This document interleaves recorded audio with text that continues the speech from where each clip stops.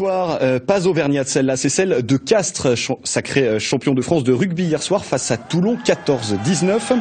Les Castrés ont fêté dignement ce Brennus qu'ils attendaient depuis 20 ans. Sacré contraste avec Clermont où ce n'est pas la fête du tout. L'ASM s'apprête à tenir un conseil d'administration demain, réunion au sommet pour décider si le club se sépare de son entraîneur Vern Cotter. Comment en est-on arrivé là? On vous résume le feuilleton de la semaine. Après la défaite à Nantes, qui aurait pu croire que l'ASM allait nous proposer un tel feuilleton?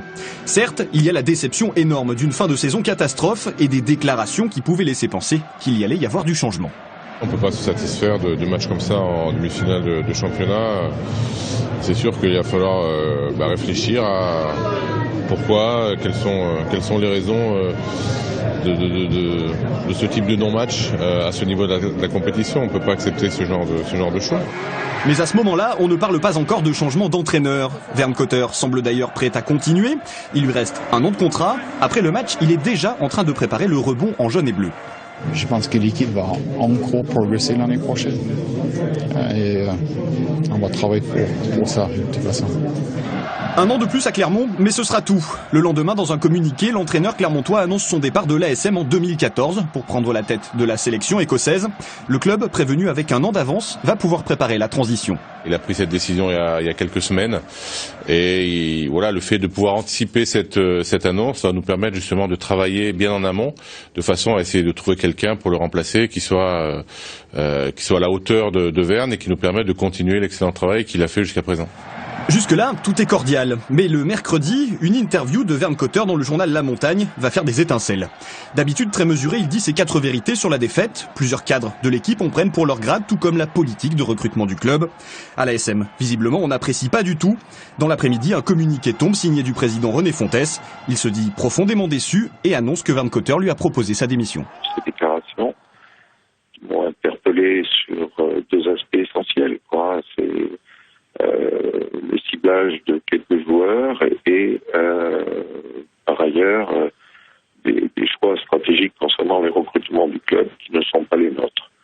Et donc ça me semble suffisamment important et à ce moment-là je fais la cohérence avec sa proposition de me présenter sa démission.